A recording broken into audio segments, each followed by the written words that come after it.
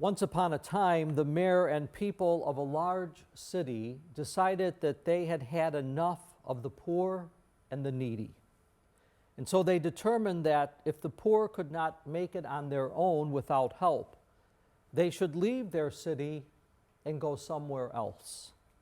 And so there was a great exodus from the city, and all the bridges and tunnels and piers were jammed with the departing poor. And when all the poor had departed, God looked around and saw that those who remained in the city breathed a sigh of relief. They could now enjoy their precious little things in peace without the burden of care for the less fortunate and the poor. Then God, in deep sorrow and tender compassion, began to gather up God's own precious little things, so that God could journey with the ones who had been chased from the city.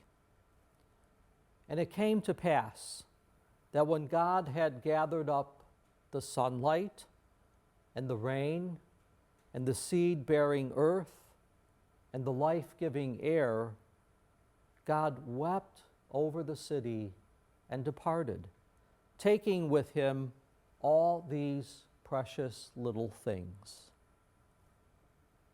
And the city was no more. Today, our psalm connects all our readings together as we are identified with the poor.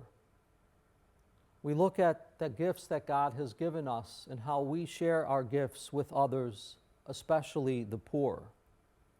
And over in the Bible, we are reminded that they have a special status. The Lord of Abraham gives this special status to the poor. And it's reiterated when Jesus places them above everyone else throughout his ministry.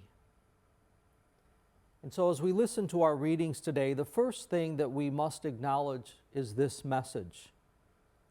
To serve God is to serve God especially in the most vulnerable among us. And Jesus is very clear, we cannot serve both God and mammon, meaning we cannot serve both God and anything that might prevent us from serving God by caring for each other, especially the most vulnerable among us.